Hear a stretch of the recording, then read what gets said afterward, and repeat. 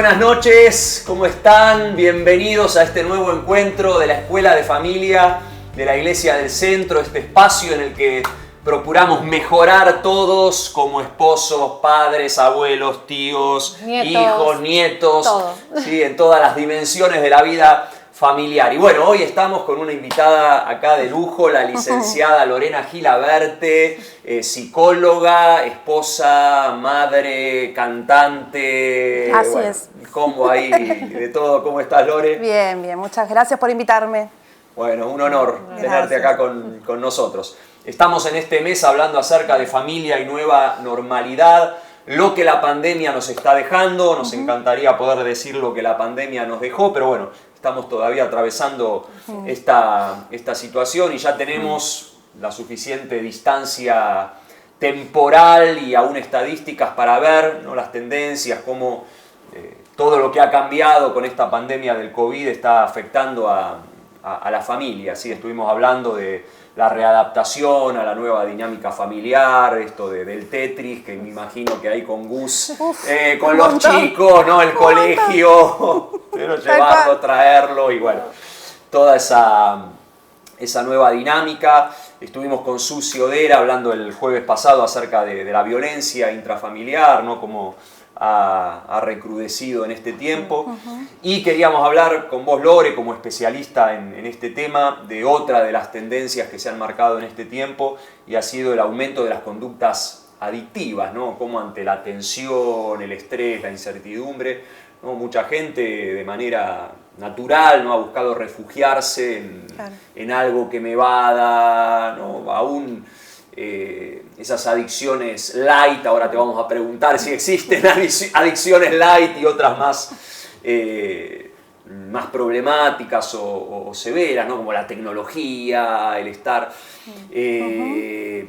¿no?, desde tu experiencia profesional y en este tiempo, ¿no?, que se ha atendido tanto, ¿no?, casos, sobre todo también en niños, en adolescentes. ¿Esto es así? ¿Lo has visto en este año de pandemia, en la atención clínica? Un montón de conductas que en algunos pacientes recrudecieron, sería, o sea, se aumentaron, para hacerla más fácil, y en otros que aparecieron un montón de síntomas, sobre todo de ansiedad. Mucha ansiedad generalizada y muchos trastornos que ya venían algunos pacientes teniendo que aumentaron en este tiempo. Producto de la incertidumbre que todos estamos viviendo y que en realidad dejó expuesto sistemas de creencias que no están tan buenos. Sí. Un montón, la verdad que sí. ¿Y cómo darme cuenta si algo, una conducta, de repente se me está convirtiendo en un mal hábito, en una adicción? O sea, en mi caso, no sé si es por ansiedad o por qué, me doy cuenta que en este año estuve mucho más pendiente de la pantallita, ¿no? Sitios web de noticias para chequear qué es lo que pasó, las novedades, y como que el otro día, trazando la raya, me di cuenta que no es algo bueno, ¿no? Que chequeo el tiempo en pantalla que pasó hoy al que pasaba un año atrás y ha aumentado, ¿no? Claro. Entonces, ¿cómo darme cuenta cuando una conducta se está tornando adictiva? Bueno, en realidad no podemos hablar, por ejemplo, de frecuencia, porque uno cuando habla de conducta adictiva se imagina una persona que esté 24 horas consumiendo algo.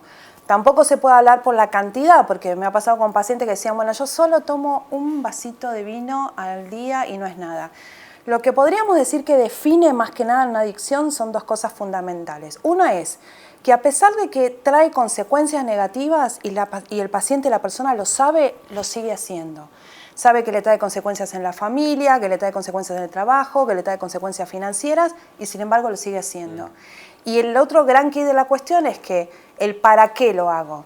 Por ejemplo, muchos te dicen, bueno, yo para evitar sentirme triste, para evadir que tenía tales problemas, porque estaba aburrido. Hay gente que empieza a consumir porque no sabe qué hacer con el aburrimiento, porque estoy triste, porque estoy angustiado, porque estoy frustrado. Entonces, el para qué. Si lo hago para alterar mi estado de ánimo, bueno, ahí podríamos estar por lo menos sospechando que estamos teniendo alguna conducta adictiva. Sí, sí, esto del aburrimiento quizás se vio mucho en el target de los adolescentes, y, ¿no? Esto de estar todo el día en casa, no ir a la escuela y estar expuesto todo el tiempo en la pantalla, ¿no? El aburrimiento como que es la oportunidad para que entre, no sé, la adicción a la pornografía o a un videojuego. En este tiempo la adicción a la pornografía, la masturbación compulsiva aumentó radicalmente, radicalmente. Y aparte una de las cosas que pasa con las adicciones es que son vividas con un gran secreto, ¿no? Con mucha vergüenza.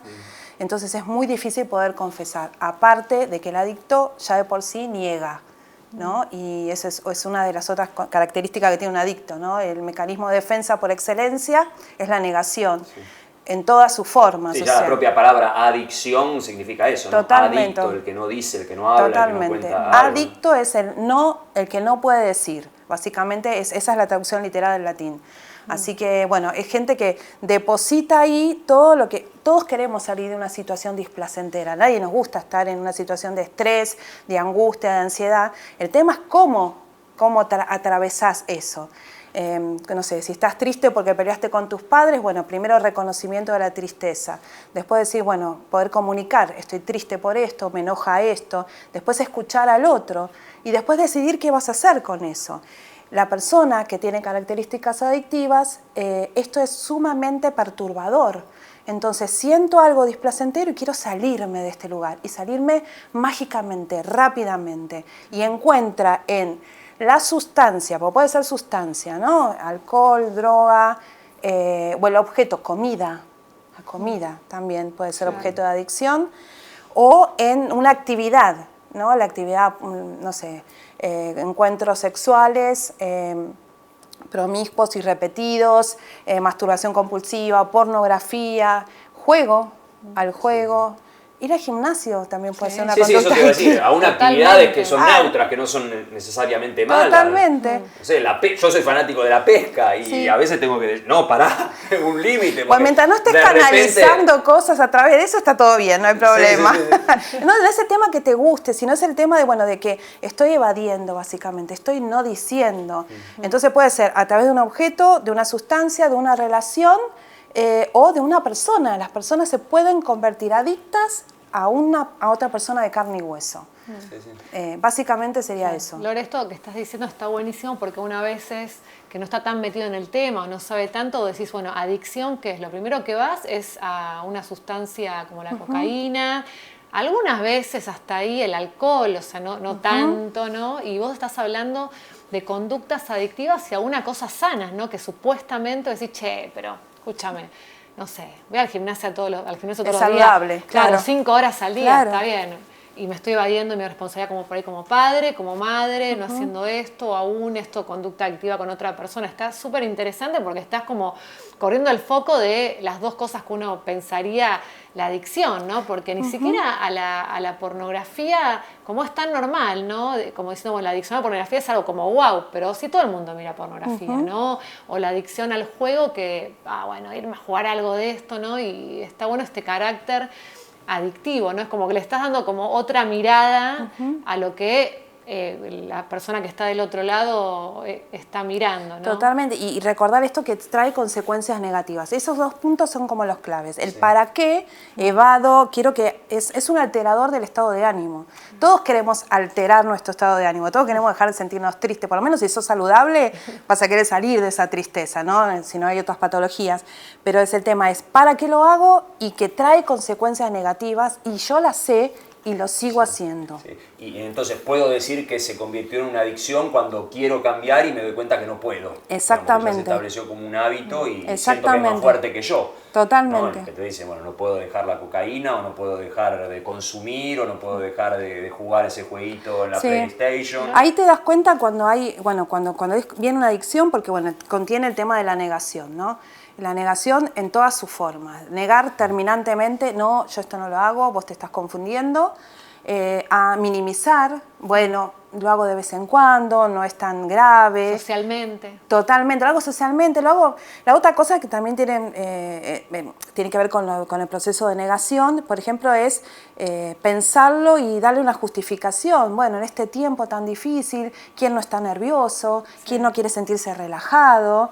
Y la otra es proyectar, ¿no? Bueno, ¿qué querés? Con la familia que tengo, lo menos que me puede pasar es que me tome algo, ¿no? Claro. Esa es una de las características también del adicto, el gran grado de negación que tiene. Por eso es muy difícil que pidan ayuda. Sí, sí. Es muy difícil por eso. No, y a todo esto, digamos, a mi necesidad, a mi vacío interior, esta búsqueda de evadirme, se suma también todo un sistema, ¿no?, que negocia con la adicción. La adicción es quizás el gran negocio, la industria de la pornografía, la industria del juego, la industria del entretenimiento, ¿no? Y ni que hablar ahora con Netflix, donde las maratones de... Y cómo en este tiempo de pandemia, donde al principio mucha gente por ahí estaba aburrida en la casa, esto que decís vos, no solo el aumento de la pornografía, las series, y como que vino a intensificar lo que ya venía, ¿no? Esa industria de la pantallita, donde la gente lucra con tenerte idiotizado todo el tiempo. Claro. Imagínate que encima ahora dependemos de la pantalla, de hecho estamos saliendo por una pantalla, así que en realidad, no, de vuelta, quiero remarcar esto, o sea, no es, si a mí me gusta ir a correr todos los días, eso no es una adicción. El tema es que me traiga consecuencias negativas, que yo no pueda superarlo, que no pueda dejar de hacerlo y que sienta que perdí el control del tema. Y en ese caso, por ejemplo, del adicto al gimnasio, ¿es más una adicción a esa actividad o una adicción a la imagen, a la necesidad de verme bien? Porque a veces esto viene ligado al tema de los trastornos de alimentación también, ¿no? Que en ese caso por ahí no es la adicción a una sustancia, sino es una conducta de no comer. Pasa que el trastorno de alimentación está dentro de lo que son está las adicciones. considerado una adicción. Claro, es que en realidad lo que vos tenés de común entre un adicto a la pornografía, un adicto al juego, un adicto al trabajo, lo que tenés de común es el adicto. O sea, para poder hablar de adicciones, más que nada me gusta más hablar de carácter adictivo.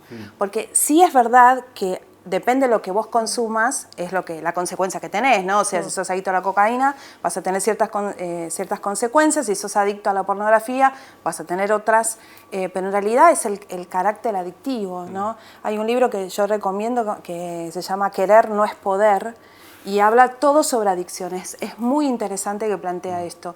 ¿Cómo es un adicto? Un adicto tiene lo que se llama un malestar adictivo. O sea, no se hace adicto cualquiera. Hay una frase que dice, no es adicto el que quiere, sino el que puede. En el sentido de, no estamos fomentando nada, sino en el sentido de decir que hay ciertas características que se tienen que dar para que una persona sea adicta. Por ejemplo, hay un sistema de creencias que están inadecuados. El sistema de creencias puede ser, por ejemplo, yo tendría que conseguir todo lo que quiero. Esa es una clara, vos lo ves mucho en los adictos, y entonces cuando no consiguen todo lo que quieren, se frustran un montón. Y como que esa frustración a su vez fomenta más consumo. Es disparadora, exactamente, disparadora del sistema de creencias que vos tenés inadecuado. Es decir, yo debería conseguir todo lo que tengo, yo no soy suficiente, yo no valgo, no soy suficiente, nunca voy a alcanzar. Hay muchas... como demasiado interés en el afuera, en la imagen que tengo que dar, muy baja tolerancia a la frustración, bajísima. Yo siempre les cuento a mis pacientes que nadie nace con tolerancia a la frustración, es algo que nos van enseñando nuestros padres.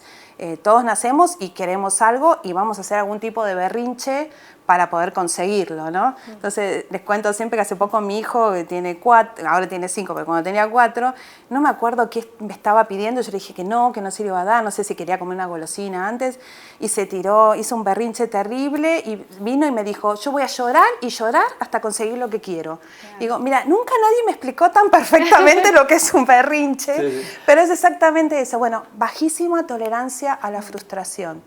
Entonces, como quiero acceder a un montón de cosas y no puedo, me frustra tanto que, de vuelta, como también tienen mucho miedo a las emociones, no saben expresar emociones, por esto que vos decías del adicto, no saben expresar emociones. Entonces, siento algo que me es profundamente displacentero, no sé qué hacer con eso, necesito salir de este lugar.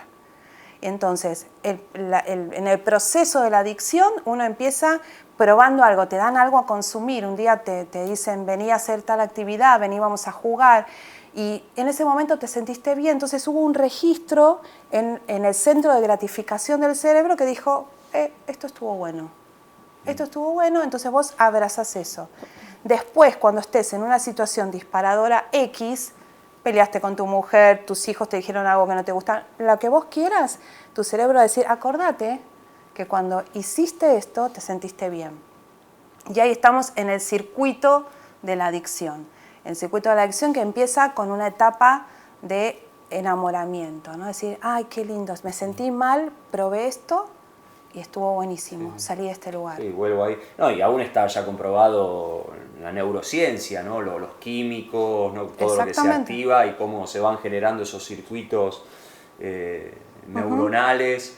Ahora la pregunta es, ¿no? Mucho de lo que pasó en esta pandemia es padres que se toparon con adicciones de sus hijos, quizás no severas, pero esto de la pantalla, de la pornografía, de trastornos de alimentación. ¿Cómo ver las alarmas, ¿no? Darme cuenta a tiempo, sobre todo a los padres, ¿no? Ningún padre quiere que su hijo sea un adicto a nada, ¿no? Claro. Ni al juego, ni a las pantallas, ni a los alimentos. Porque por ahí es fácil detectar al pequeño adicto o al adicto en potencia que yo llevo adentro, me doy cuenta de esto, estoy consumiendo mucha información o comiendo de más, o cómo lo detecto en otro, ¿no? ¿Cuáles son esas alarmas que podemos ver, sobre todo los padres en relación a nuestros hijos, ¿no? Volviendo a lo que sucedió en este tiempo, ¿no? Claro. Para, bueno, a tiempo... No, porque a veces, lejos de estar atentos a eso, lo fomentamos, ¿no? ¿Qué padre nos ha dicho, bueno, toma el celular, la maldita droga, decimos que está bien, ¿no? En una reunión, claro. En una situación, claro. Ahora, a veces lo vemos como un alivio, bueno, que esté todo el día metido en la claro. pieza, así me deja en paz y... Sí, o el otro extremo, ¿no? Que lo piden, esto del berrinche, a un adolescente, ¿no? Dice, y se lo doy igual, y sin darnos cuenta... Está fomentando eso. Lo que le estás diciendo con eso es, ¿viste que te resulta? ¿Viste? Pero hay berrinches de adultos, ¿eh? Sí, sí. Hay unos cuantos berrinches de adultos. Entonces, las pautas de alarma quizás podrían ser, bueno, la persona que está entrando en una conducta adictiva suele ponerse obsesiva, ¿no? O sea, como que ya el centro de atención de los pensamientos pasa a ser a lo que voy a consumir o a planificar la próxima consumición, digamos, de la actividad o de la sustancia. Me recuerdo hace mucho tiempo un paciente que me costó mucho que entendiera que él tenía un problema grave de alcohol porque él decía que él tomaba un vasito de vino nada más y eso era todo. Pero después yo le mostraba cómo todo su circuito de vida estaba alrededor de eso. Entonces él decía, por ejemplo, tengo un vasito de vino blanco, vendría re bien un pescadito, entonces voy a empezar a ir antes al trabajo para que después cuando salga pueda ir y comer. O sea, toda su vida estaba en función de la búsqueda, de la obtención de esa droga, que hace una vida más planificada, porque vos decís, bueno, yo sé que si me siento mal voy a tener esto, ¿no? Y la vida es todo el tiempo estar armándonos y rearmándonos para enfrentar las crisis que todos tenemos que atravesar. Uno puede ser, bueno, cuando es obsesivo, la otra es cuando tiene, bueno, como decía, consecuencias negativas y aún así todo, vos ves que persiste la persona, no sé, está 30 horas con el celular, se está llevando materias y él sabe que se está llevando materias, sabe que le va a hacer mal, pero no puede decir que no. La otra cosa era, como te decía, la negación, ¿no? Vos te das cuenta que un adicto también te van a decir que no, que claro. Te estás equivocando, estás exagerando. No, o uno como padre olfatea, ¿no? Esto de que me está mintiendo, está ocultando algo, ¿no? Y no sé si el camino es ponernos detectivescos, ¿no? Porque ahí como que por ahí lo cierra más al chico, ¿no? Pero poder escucharlo, sí. ¿no? Acercarnos. Lo que pasa que yo trabajo mucho con adolescentes, ¿no? Por ahí el papá olfatea, dice, pero si todos lo hacen. Claro. Sí, o sea, no está como, pero algo o sea, alguna luz se le prende, pero claro. Después compara y dice, ¿y si todos los chicos toman alcohol? Bueno, es que tema que no niegan solamente el adicto, niega el entorno. Porque, o sea, un adicto se hace en una familia adicta. Después lo hablamos, pero se hace en una familia adicta. Entonces, lo más común es negar, porque negar te quita el contacto con la realidad. Y si yo no estoy viviendo esto, no tengo un problema. O sea, ver el problema es hacerme cargo y ver qué hago con esto. Y muchos no pueden, porque como decía, el adicto tiene problemas para confrontar la realidad y solucionar y gestionar los conflictos. Entonces, si ves que alguien está obsesivo con el tema, que está tiqui, tiqui, tiqui en el mismo punto, si ves que hay falta de control, que te dice, no, ya lo voy a dejar, ya lo voy a dejar, y después ves un poquito y decís, no, ¿sabes qué? Volví a consumirlo y yo pensé que lo dejaba. Si ves que niega, esos son básicamente las pautas que uno tendría que tener como por lo menos señal de alarma. Esto no es para que salgan todos corriendo a diagnosticar adicciones, pero sí sirve para autoanalizarse también y para cuidar de los nuestros, ¿no? No solamente de nuestros hijos, sino ver algún amigo, alguna situación que esté... Incluso se me viene a la cabeza ahora cosas buenas como... No me mate por esto, pero el servicio en la iglesia a veces puede ser adictivo en el sentido de querer huir de algo. Está tapando exacto. una resuelta o no responsabilizarme de lo que pasa. De estudiar, de trabajar, de hacer otras cosas, ¿no? Sí, o he visto familias que ponele están 24 horas adentro de la iglesia, mejor dicho, de la iglesia, del templo o de la congregación, y vos decís, ¿y esta persona nunca está con su marido, con sus hijos? ¿Viste? Te hace como un poquito de ruido. Y tarde o temprano salta. Obvio. Porque no es que esto continuamente durante años se tapa, pero no es que se tapó y no hubo conflictos. Los conflictos estuvieron siempre. Yo que trabajo con trastornos de alimentación, que entra dentro de lo que son las adicciones, cuando vos te das cuenta que hubo años por ahí que discutían el capricho, que no mejor que no coma porque se encapricha y es un lío para la familia. Claro, pasaron años sosteniendo, ¿no? Que después podríamos hablar un poco, podrías decir un poco de lo que es la codependencia, ¿no? En esto que, bueno, terminaron siendo favorecedores de eso, pero lo negaban, pero negándolo no es, empezó a aumentar cada vez más, no es que esto disminuya. Sí, vos recién mencionaste algo que es clave, que es la importancia del entorno, ¿no? Justo estoy leyendo un libro que habla de los buenos hábitos y de los malos hábitos, lo escribió la decana de psicología de la Universidad de California, y muy interesante, ¿no? Habla, bueno, cómo se forjan tanto los buenos hábitos como los malos, ¿no? Los que se transforman después en adicciones.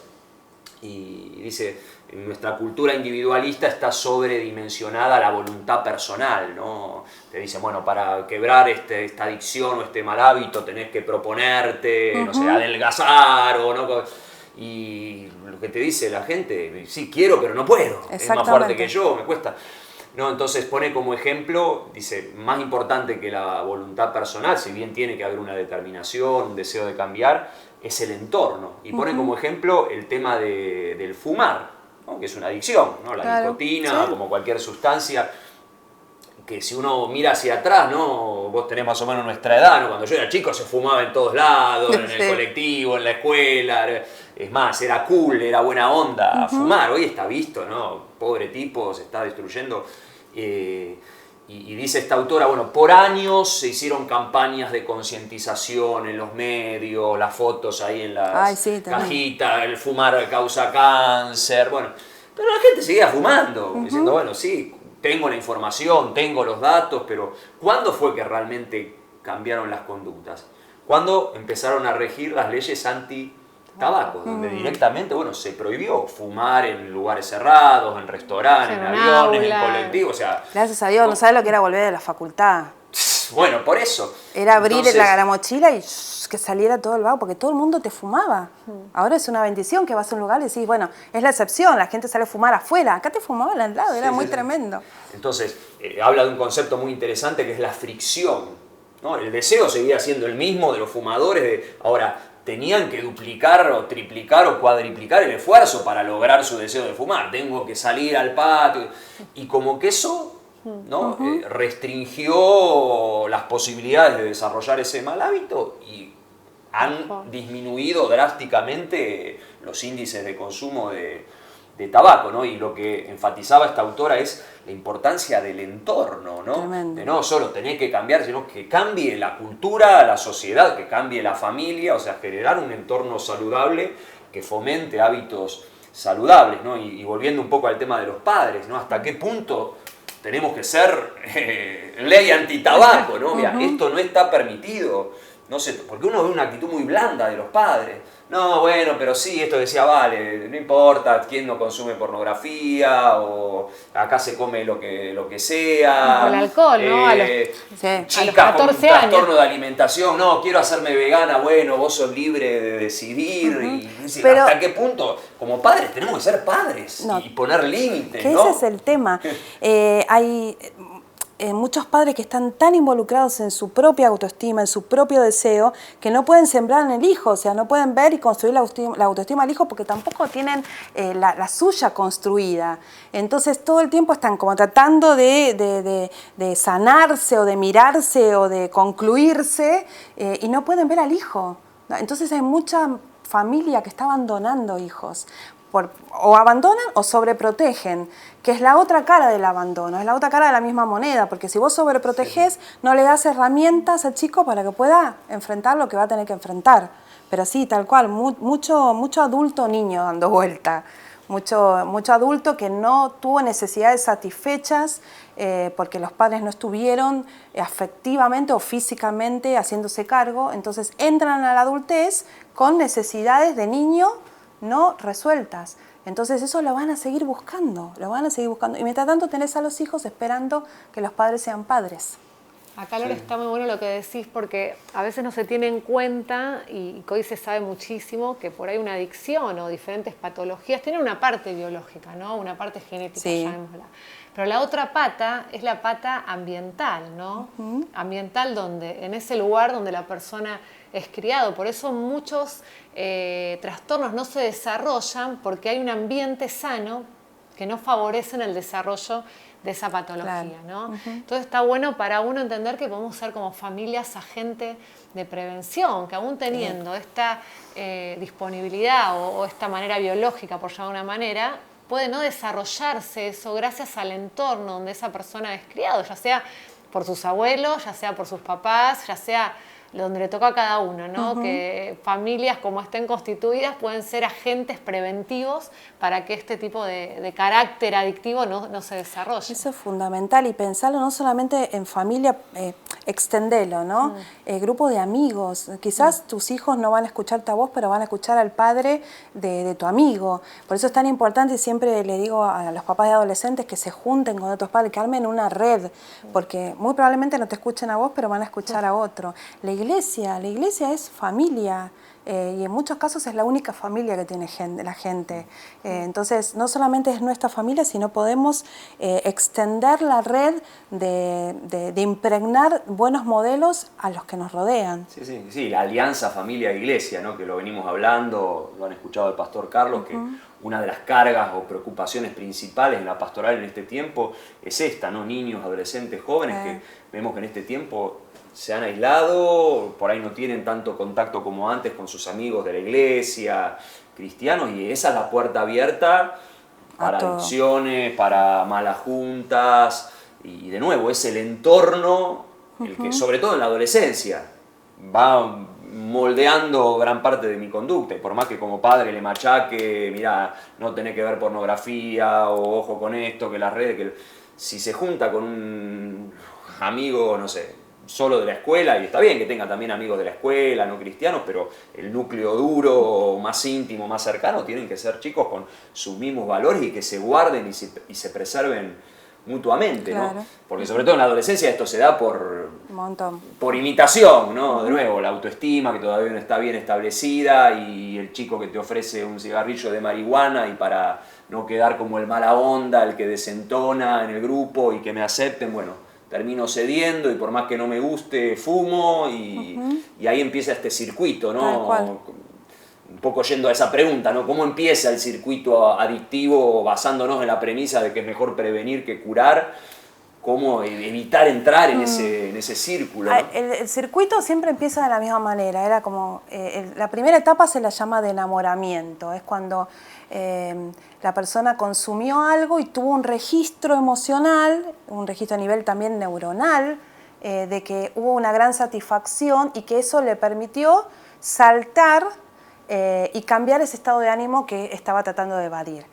Después viene la luna de miel, ¿no? Donde cuando ya estás en esa situación estresante, disparadora, X, la que vos quieras, vos tenés registro de eso y volvés a consumir eso, como decías hace un ratito. Y luego viene la etapa de la traición. Cuando la persona va a acceder a eso, de vuelta, cualquier situación disparadora, va a acceder a ese objeto, a esa sustancia o a esa actividad para calmar ese dolor, esa angustia, y se da cuenta que ya no sentí lo mismo que antes. Entonces se siente traicionado. Y por último, la última etapa es cuando ya estás apresionado, se dice, que es cuando ya para volver a tener ese momento que vos sentiste, o duplicás la dosis, o si antes hablabas con, no sé, voy a hablar francamente, como me ha pasado con pacientes, si hablabas con 2 prostitutas, ahora vas a tener que ver a 3. Si consumías tantos gramos de cocaína, vas a tener que duplicar. Y ahí es cuando ya el circuito está perfectamente formado y no vas a poder salir sin que alguien de afuera se introduzca y te ayude. Por eso es tan importante, después lo hablamos, esto de sentir ayuda, de buscar ayuda, perdón, porque ya el circuito está establecido y ya estás aprisionado, ya no vas a poder salir de ese lugar. Sí. Ahí, Lore, un poco llegando a esa fase más cruda, ¿no? de la adicción, que es donde la persona realmente ya se siente esclava y... ¿hay puntos de no retorno o siempre se puede volver a empezar, diría Alejandro Lerner? A ver, cuanto antes nos hagamos cargo del problema, mejor va a ser, ¿no? Y yo creo que con un buen sistema afectivo, con profesionales, se puede salir adelante.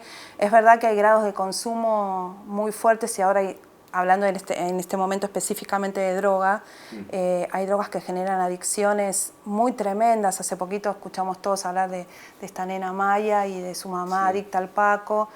Bueno, hay drogas que realmente son muy destructoras a nivel biológico y bueno, prevengamos. Claro. Yo no creo que haya puntos sin retorno, pero demanda mucho esfuerzo. Cuanto antes nos hagamos cargo, cuanto antes pidamos ayuda, mejor pronóstico vamos a tener. No es gratuito, ¿no? Porque hay que decirlo, porque uno dice, bueno, empiezo, lo dejo fácil, ¿no? Yo esto lo controlo, esto a mí no me controla. Y a medida que van pasando los años se va cronificando y el cuerpo lo recibe eso, ¿no? Esto es fundamental decirles a la gente, porque piensa que es un porro. ¿Qué es un porro? Si un porro no es nada, ¿no? Y consumo, es la puerta abierta a otras drogas y a medida que va pasando las neuronas van sufriendo, o sea, aún físicamente, el hígado, digo, hay tantos, el cuerpo en sí como una unidad, bueno, no es gratuito, ¿no? Entonces también esto para ver la importancia de darse cuenta, ¿no? Totalmente, y aparte en realidad por eso siempre tiene que uno trabajar para sanar el sistema cognitivo, o sea, el sistema de creencias que tenés inadecuado, porque vos podés dejar de consumir cocaína, pero si vos no resolvés esto de base, frente a otra situación, quizás mutes de síntomas, o sea, quizás ya no consumas cocaína, pero vas a probar con otra cosa, vas a probar con el juego. Entonces hay mucha gente que va como rotando de síntomas, va creyendo que está saliendo de la adicción. Claro. Eso te quería preguntar, ¿no? Porque se habla de una persona adicta puntualmente a la droga o al juego, a lo que sea, pero ¿qué son las personalidades adictivas? ¿No? Que se habla mucho de este tema. ¿Qué es esto? No tiene que ver solo con una conducta puntual, sino con una vida envuelta en 20.000 adicciones o en un zapping permanente, ¿no? Bueno, tienen mucha dificultad para la expresión de las emociones. Primero para percibir las emociones y luego para poder expresarlas. Usualmente tienen un mal manejo de la ira, del dolor, no saben manejar su enojo, lo hacen de una manera poco adecuada. Entonces evitan situaciones, poca capacidad para resolver conflictos, no tienen herramientas para decir me dolió, me enojé con esto, entonces por eso es que quieren saltar del tema, ¿no? Y alterar el estado de ánimo que tienen. Son muy sensibles a la crítica, al rechazo, les duele muchísimo el rechazo, les cuesta tener relaciones íntimas en el sentido de abrir el corazón, relaciones profundas, son en general, estamos hablando de generalidades, pero bastante superficiales porque al no poder tomar contacto con las emociones, mucho menos van a poder abrir el corazón con alguien.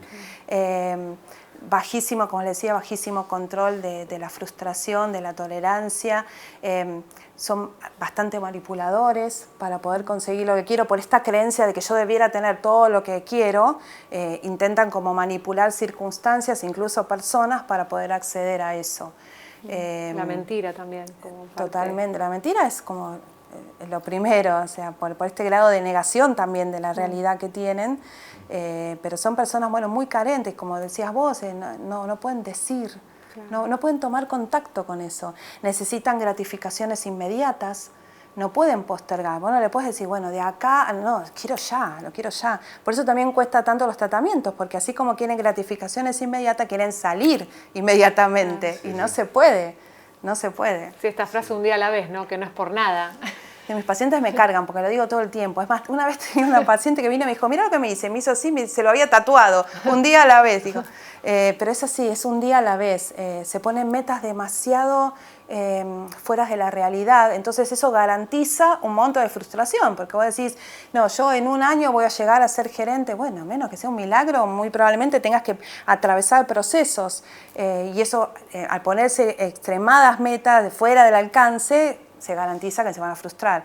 Entonces aparece esa sensación, ese sentimiento de displacer, y quiero volver a salir de eso, y ahí vuelvo a caer en la situación de adicción. Sí, sí. Ahora pensaba, yendo a un plano ya espiritual del asunto, ¿no? Porque la adicción funciona como un dios, ¿no? Es ese ídolo en quien busco refugio, un rato de placer, un desenchufe, una evitación, lo que fuere.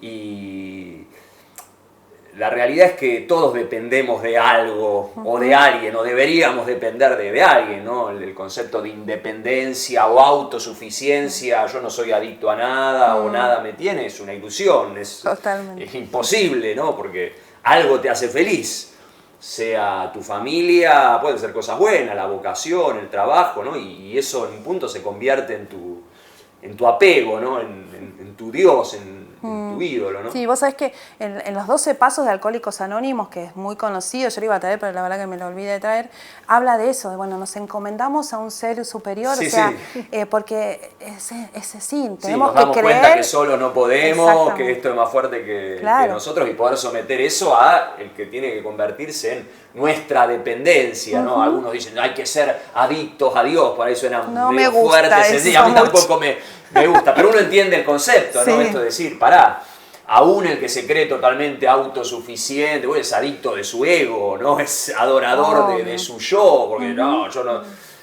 Y todos no tenemos, de nuevo, esta dependencia y la necesidad de ir a Dios, ¿no? Y volviendo a la pregunta, bueno, hay un punto de no retorno, más vale que uno desde la fe cree que se puede, ¿no? Que aún en situaciones de una adicción ya en esa fase, ¿no? De no puedo salir, no puede salir. Y bueno, tenemos testimonios de sobra, ¿no? De cómo el poder de Dios puede romper aún la adicción más cruda, ¿no? Conocer a Dios íntimamente, no religiosamente, íntimamente, Él viene a cambiar todo tu sistema de creencias, porque cuando vos no te crees suficiente, Dios te dice que sí, que te ama profundamente. Cuando crees que no tenés propósito en la vida, Él te dice que sí, que viniste al mundo con un propósito.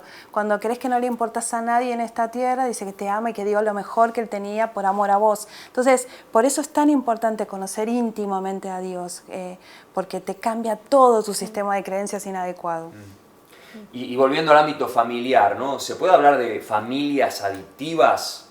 Sí. Digamos, ya no es una cuestión personal de uno o dos, sino de todo un sistema familiar que está en esa dinámica. Vos sabés que el autor de este libro que te compartía, de Querer no es poder, habla algo muy interesante. Él dice que es muy difícil hoy en día poder diagnosticar a las familias adictas, porque el sistema con el que se manejan se ha hecho tan común, que es muy difícil diagnosticarla, es tremendo.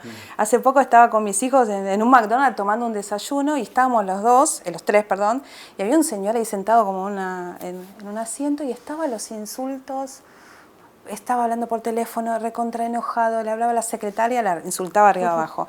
Hablaba con el amigo, no sabe lo que es la secretaria, pero a los gritos pelado con la computadora. Entonces, mientras mis hijos estaban desayunando, medio ahí como que no se dieron cuenta, y le dice al señor, puede bajar un poco la voz, está insultando mucho, están mis hijos. Y claro, se me quedó mirando como diciendo, esta está loca, si todo el mundo insulta hoy en día, ¿viste? Claro. Está tan naturalizado que cuesta mucho. Claro, totalmente. Bueno, las familias del adicto sí, obvio. Son familias que están muy abocadas a la afuera, de vuelta a la imagen de lo que debiéramos ser. Ahí te enseñan a que no podés fracasar, porque como quieren tanto la imagen, es muy difícil que pueda en esa familia mostrarse un chico dubitativo. Un chico que diga, no sé qué quiero estudiar, no, vos tenés que hacer esto. ¿Por qué? Porque no se soporta mostrar hacia la afuera que no somos tan perfectos. Generalmente son familias que hay una violencia sorda, en el sentido de que no es una violencia que pega a gritos, no decís, bueno, se maltrata, a veces pasa, pero hay gente que los padres se ningunean, como se dice ahora, o se hablan mal entre ellos, triangulan mucho, porque los hijos generalmente le tienen miedo a alguno de los padres, entonces decirle a mamá que le diga a papá que tal cosa, y empiezan como a triangular. Un pésimo control de las emociones y de la manifestación de las emociones. Básicamente no hay aceptación y no hay necesidades básicas dadas hacia el hijo, ¿no? Otra de las características del adicto también es que no tiene respaldos sociales, o sea, no tiene una familia en la cual hacer esto, apoyarse, o amigos, o iglesia, o alguien que le pueda dar ese respaldo social. En esas familias es donde se va formando el carácter adicto. Entonces, cuando salen a la vida adulta, tienen todo ese bagaje de necesidades y ¿sabes qué? Cuando vos tenés hambre, el hambre duele. O sea, cuando uno dice yo tengo hambre, en realidad es apetito. El hambre duele y duele mucho, por eso es que ves chicos que lamentablemente comen de la basura porque tenés que saciar ese hambre. Entonces, cuando la gente tiene hambre de afecto, de afirmación, duele y duele tanto que lo vas a querer saciar como sea. Como sea, por eso es tan importante en de vuelta que nosotros seamos esos agentes, no solamente de la palabra de Dios, que es lo más importante, sino de sanidad a lo que nos rodea, que le demos validación al otro, que le digas sos importante, tenés propósito, no importa lo que hayas hecho, vos no sos la suma de los hechos que hiciste, sos mucho más que eso y tenés una nueva oportunidad, vos hoy podés salir adelante, vos podés cambiar tu manera de vivir, tu sistema de vivir, si te animás a creer en eso. En el ámbito cristiano, ¿no? Quizás uno de los mayores peligros, y uno lo ve en la atención pastoral, las familias religiosas o legalistas, ¿no? Como esas me encantan. Me encanta para cachetearlas un poco.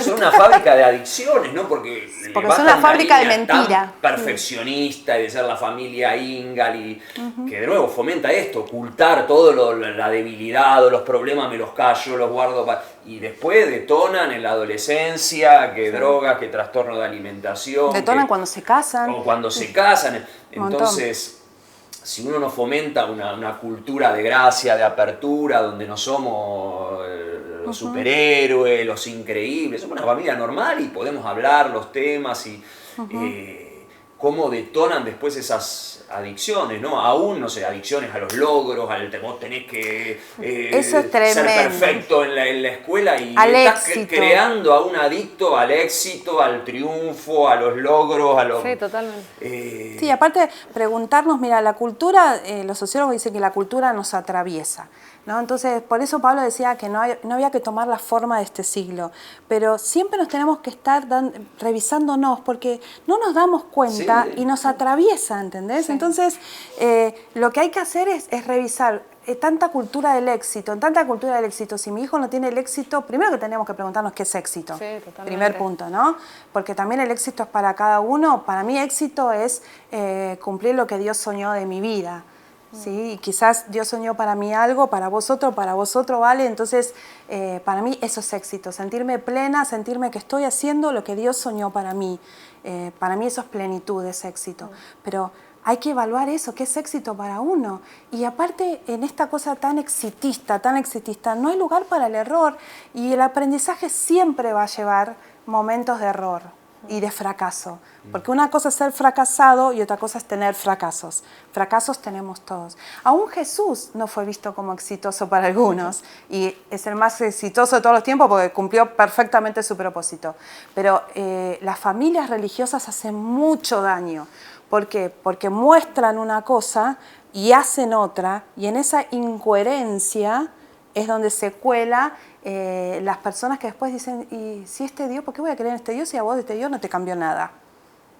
Y terminan buscando otros dioses y otra satisfacción en, por ejemplo, en estas cosas que estamos charlando hoy. Sí, sí.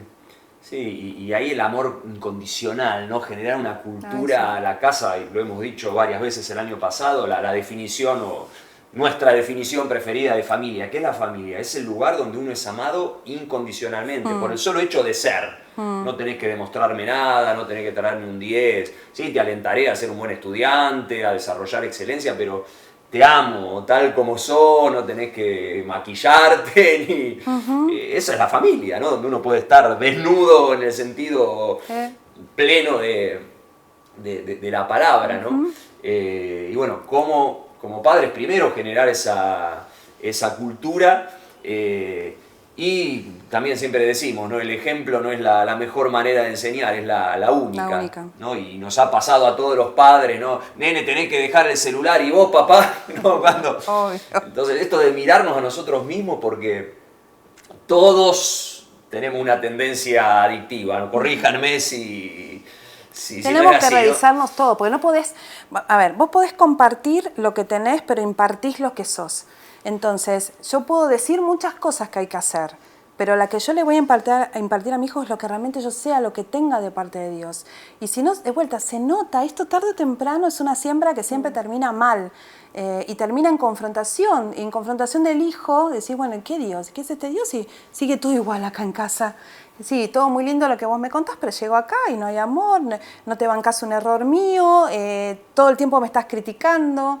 Y la familia es como ustedes dicen, la familia forma la estima, la familia es el parachoque que tiene el hijo frente a la realidad, traduce la realidad al hijo, siembra, fomenta la estima, es importantísimo tener familias saludables. Sí, sí. Acá hay que por ahí tener un poquito de cuidado, ¿no?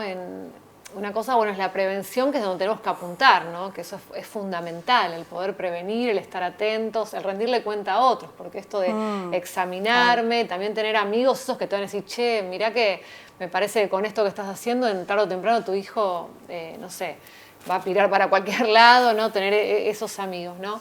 Pero por otro lado, Lore, cuando ya está instalada esa conducta, ese carácter adictivo que ya no queremos ver, pero ya estamos empezando a ver, hay tanto cansancio a veces familiar, ¿no? Y ahí que podés llegar a decir a los papás, porque a veces no terminan de hacerse responsables, ¿no? Es como que por ahí se sienten culpables, pero no responsables, ¿no? Yo siempre digo que la culpa necesita una condena y te instala en un lugar de, bueno, estás tras las rejas y no puedes hacer nada. En cambio, la responsabilidad te da un lugar de activación, ¿no? De esto responsable que puedo cambiar yo.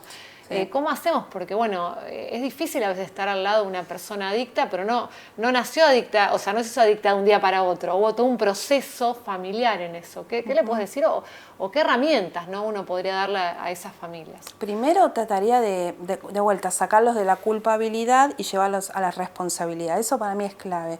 Porque la culpabilidad sí te deja en un lugar muy estático, como vos decías. O sea, soy culpable, listo, condénenme, ya está. La responsabilidad es decir, bueno, ¿qué puedo hacer con esto que hice o que permití por acción o por omisión?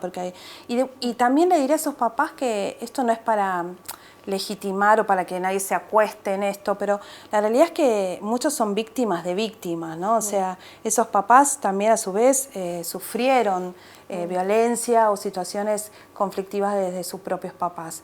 Entonces, no podemos andar mirando para atrás todas las generaciones que hicieron algo inadecuado. Yo tengo que decidir, bueno, esta va a ser la generación donde se termina, y tomar esa decisión. Primero los sacaría de la culpabilidad. Y segundo, los pondría a decir, bueno, de vuelta, no podés cambiar cómo empezó la historia, pero podés cambiar cómo termina. Y el primer paso que vos das, quizás no te lleve exactamente al lugar donde querés estar, pero te va a sacar de donde vos estabas.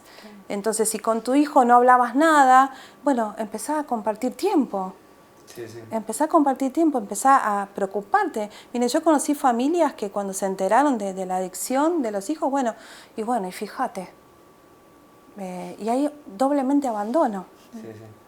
Sí, qué importante, ¿no? En esto de hacernos responsables, dejar de hablar del problema. Mi hijo tiene un problema, tenemos un problema, ¿no? Desde la terapia familiar sistémica se habla del miembro sintomático, no es el adicto, es toda una familia que tiene un problema y bueno, él es el emergente. Ese que porta el mensaje. El síntoma, exacto, que está gritando, que está hablando, claro. Y poder decir todos, ¿no? Los esposos, marido, mujer, y bueno, seamos ayudados, ¿no? No es esto, muchos vienen y te lo tiran, bueno, curame al nene. No. Me mandaron, te dicen, claro. Me mandaron mis padres. No, en realidad es el que porta el mensaje. Y a veces el síntoma, entre comillas lo digo, esto salva, en el sentido de que denuncia. Claro. Dice, acá pasó algo, ¿no? Si no, seguirían por esta cosa de la fachada, seguirían en la misma postura hasta que pasara algo peor o eclosionara, perdón, de otra manera. Pero sí, empezar, de algún punto animarse a empezar. Animarse a decir, listo, yo de acá empiezo algo nuevo, buscar ayuda, eso es fundamental. Romper el silencio, romper el secreto, porque en el secreto donde está la cuestión que más nos ata, ¿no? Sobre todo en ciertas adicciones que a muchas personas los avergüenzan mucho, ¿no? La pornografía, la masturbación, son muy avergonzantes. Quizás uno como que tiene más conocido el tema de la adicción y del alcoholismo, pero hay mucho en la iglesia también. Sí, no. Hablo de iglesia en general, ¿no? De hecho, ¿no? dicen que las adicciones sexuales hoy por hoy son muchísimo más, no sé si peores, pero más frecuentes que las adicciones a alguna sustancia. Sí, hay por ahí en esto de sacar a la persona del lugar de la culpa, porque la culpa genera esto, la vergüenza y el no contarlo, no para justificarnos o para aminorar, ¿no? lo grave de cualquier adicción, pero entender esto de la cultura en la que estamos metidos, ¿no? Pensando en la pornografía, por ejemplo. Hoy está tan al alcance de la mano, a un clic de distancia en el celular, que ¿no? En otra época había que romper ciertos tabúes o barreras, ir a un kiosco, comprarle la Playboy al kiosquero, ¿viste? Hoy no. Entonces, entender esto, ¿no? Y cuando uno, no naturalizarlo, pero sí hablarlo y buscar recursos, ¿no? En la comunidad, el exponerlo, el buscar ayuda y salir. No sé si, no, pues la pregunta es, bueno, ¿cómo salgo de una adicción? La que sea, ludopatía, adicción al juego, al sexo, lo que... ¿Los 12 pasos de Alcohólicos Anónimos aplican a cualquier tipo de adicción o depende de, la verdad de qué tipo de...? Que aplican bastante, te diría. Sí. En realidad lo primero que quisiera como aclarar es que antes se hablaba de que habría que ayudar a la persona a establecer una mejor estima y que recién ahí podríamos hablar de dejar de consumir lo que están consumiendo. Hoy en día se habla de que para empezar esto primero tiene que haber un corte absoluto de lo que se consumía, porque si no, no hay posibilidad que empiece el proceso. Después que vos cortaste el acceso a lo que tenías, a la llamada por teléfono, al internet, la página pornográfica, te pones un filtro, después tenés que ir y contárselo a alguien. Eso es importante, ¿por qué? Porque rompe el secreto, rompe la atadura esta de decir, esto lo vivo con vergüenza, lo vivo para adentro, y mientras pasan años, a mí, hace poco, pacientes que me confesaron, y usan esa palabra, ¿no? Te confieso, que hace 4 o 5 años me pasaba, 4 o 5 años con este secreto, es demasiado, demasiado, qué tortura pobre habrá vivido en silencio, ¿no? Entonces, primero contáselo a alguien que consideres que va a poder apoyarte, guardar, respetarte, guardar el secreto si es que no querés contárselo a alguien más. La otra cosa es saber que vas a tener ambivalencias. O sea, vas a sentirte por un momento qué buena decisión que tomé y por otro momento vas a decir, ¿dónde me metí? Esto no lo voy a poder lograr nunca. Eso forma parte del proceso. El sentirse un día acá arriba, un día acá abajo, eso va a formar parte. Sí, que a veces son 5 pasos para adelante y 2 para atrás y ¿no? Sí, porque tenemos esta idea pero mágica que es parte del proceso. Sí, parte del proceso. Sí, va a llegar el día en el que ya no va a haber pasos hacia atrás, sino exactamente. Porque antes eran todos pasos hacia atrás. Claro. Bueno, La recaída incluso, esto de vuelta no es para fomentar, pero la recaída forma parte del proceso. Sí, de la rueda del cambio. Exactamente, y no significa que vos, porque vos caíste o recaíste, volviste a foja cero, o sea, volviste a la línea de largada. Significa que estás en un proceso. Entonces, estas son cosas que te ayudan a entender, bueno, el proceso por el cual vas a pasar. Sí, eso es muy importante, ¿no? Porque muchos se desaniman y dicen, no, yo no pude, no voy a poder nunca, fracasé, y abortan ese proceso. Decir, no, pará, es parte de, o la de la familia, salida. porque a veces la familia en esto colabora para que la otra persona lo deje. Vos decís, es parte de la Sí, familia. sí, porque tiene está que el entender pensamiento mágico, ¿no? La familia cree que ya parte. está. Claro. 3 sesiones de Y ya psicología, está. o ni que hablar a nivel espiritual, le hacemos liberación, sanidad interior Sí, y cámbiamela. Claro, ¿cuánto te falta? Te dice. ¿Cuántas Claro. sesiones más faltarán, viste? Sí, a veces cuesta eso, ¿no? Cuando yo trabajo con adicciones, sobre todo al lado de los trastornos de alimentación, el pensar que es ya. Y cuando uno dice, mira que esto, creemos en un Dios que hace milagros, pero el milagro no significa que también es proceso, que hay un proceso de milagro. Y si hay ese proceso de milagro, por algo será, porque también te ayuda ese proceso a desandar esos caminos por ahí de 10 años, 15 años, 20 años que estaban totalmente equivocados. Y otra cosa que me llamó la atención, que esto que decías vos, Lore, también hay que hablarlo, ¿no? La Biblia dice que la verdad te hace libre. O sea, a veces está basado el tratamiento en muchas cosas que son bíblicas, ¿no? Cómo la verdad realmente te libera. Y al no hablar la verdad estás esclavizado, porque por más que yo no lo diga, los tengo acá. O sea, tengo los pensamientos como que estoy esclavizada o esclavizado en eso, y eso que estoy esclavizado no me deja actuar, ¿no? Sino que me va consumiendo, porque te va deteriorando la salud, te deteriora también lo social, todo lo que venimos hablando. Por eso esto es bíblico, o sea, esto es poder realmente, el poder hablarlo, el poder decirlo, y sobre todo en lugares donde se sepa cómo ser ayudado. Sí, y también tener a alguien al cual vos tengas que referir. Claro. ¿Viste? Yo les digo siempre a los pacientes, búsquense un botiquín de emergencia. El botiquín de emergencia no lo armás cuando te cortás y decís, ay, ¿qué hago con este dedo? El botiquín de emergencia está armado antes de la emergencia. Claro. Entonces, ¿cuál es el botiquín de emergencia? Gente a la cual vos puedas llamar a cualquier hora y decir, estoy a punto de consumir esto, háblame, decime algo. Gente con la cual en el medio del proceso sean tus alteradores del estado de ánimo.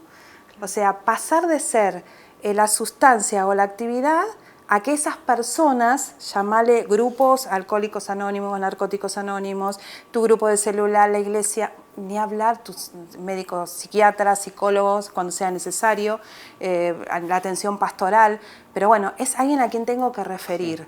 Y eso es muy importante. Sí, volvemos al tema del entorno como una de las claves. Tal cual. ¿No? Esto del cigarrillo, hasta que no te cambia el entorno, y esa es la gran lucha de muchas familias, ¿no? ¿Cómo hago para sacar al nene o a la nena de esa junta que le está haciendo mal? ¿No? Y de nuevo, es mejor prevenir que curar. Por favor, padres, no le hablo ahora a los padres de nenes chiquitos, entendamos todas estas cosas a tiempo, ¿no? Obviamente siempre se puede volver, pero la iglesia, amistades sanas, entornos sanos, una atmósfera familiar, de nuevo, no careta, religiosa, hipócrita, sino esto, una cultura de gracia, de abrir el corazón, de aceptación, ¿sí? Y bueno, si ya hay instalado un hábito, esto, es decir, es nuestro problema como familia, vamos a buscar ayuda. Siempre decimos, ¿no? La iglesia no es el club de los perfectos, es la comunidad, la hermandad de los sinvergüenzas, ¿no? Y ese concepto se lo robé a Brennan Manning, ¿no? Un autor que me encanta, exalcohólico, que vivió una vida religiosa durante mucho tiempo hasta que recibió la gracia de Dios, ¿no? Esto de aceptarse y amarse, y a través de terapia y de la comunidad y bueno, de todo esto que estamos hablando, sí, en la iglesia encontró ayuda, ¿no? Ahí en la iglesia tenemos, para el que no sabe, todo un grupo de ayuda a los familiares de adictos, ya hace varios años, que cada vez se consolida más y está buenísimo, ¿no? Porque hay un lugar donde alguien puede venir a hablar y también ahí buscar ayuda y ser orientado, ¿no? Para ese hijo, para ese sobrino, para ese amigo, para ese padre, ¿no? Y por ahí otras iglesias lo tienen, y si no, buscar, porque hoy hay lugares de ayuda. El tema es no aislarse, porque la mayoría se aísla y dice, bueno, lo pasamos solos y esto va, que es lo que a mí a veces más me carga, ¿no? Cómo va deteriorando los años. Y cuando uno arranca, porque en un momento vas a arrancar el proceso, puedes tardar 20 años y decir, che, es hoy el momento, ¿no? Ahora es el momento, no importa que la familia perfecta que parecía que tenía ya está, no es perfecta, ¿no? Y empezar, es como tomar la iniciativa, salir de ese lado, ¿qué van a decir de mí? Porque esto es lo que vemos nosotros muchas veces, que pasa el tiempo, a mí eso es lo que más me duele, que decís, pará, cuando te diste cuenta tenía, no sé, 15 años tu hijo y hoy tiene 30, y pasaron 15 años y no te animaste a pedir ayuda, o yo tenía 30 y hoy tengo 50, ¿no? Entonces, obviamente, el que ya está en este ruedo decir, bueno, ya pedí ayuda, pero si estás empezando como con esas luces rojas, preguntá, ¿no? Porque por lo menos te van a decir, mira, todavía no es una adicción, pero son estas cosas familiarmente que uno tiene que cambiar para poder prevenir. Sí, por favor, papis y mamis, vean las luces rojas, ¿sí?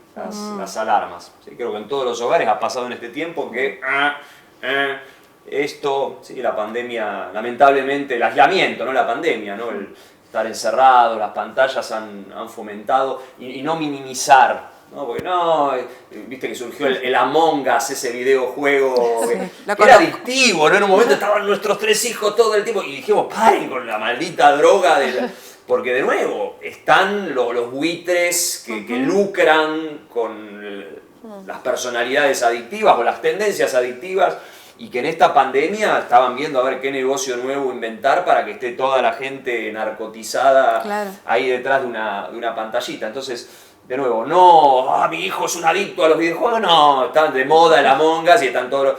Pero ver y ver en esas situaciones que van surgiendo en la vida familiar, en pandemia, fuera de la pandemia, oportunidades para cumplir nuestro rol docente, indelegable como padres, ¿no? La familia es la primera escuela de virtudes humanas, ¿no?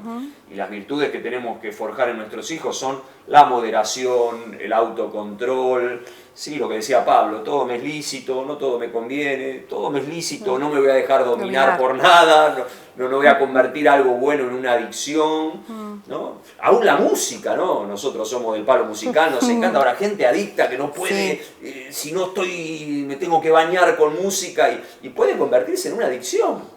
De nuevo, quizás no es de las más duras o no tiene las mismas consecuencias negativas, que la cocaína u otras cosas, obviamente hay diferentes grados de consecuencias, pero puede convertirse en tan adictivo como otras cosas, ¿no? Y es ahí donde tengo que decir, no, pará, Dios es el único que va a gobernar mi vida. La música me hace bien, es algo lindo, placentero, pero puedo decidir cuándo escuchar o cuándo no escuchar.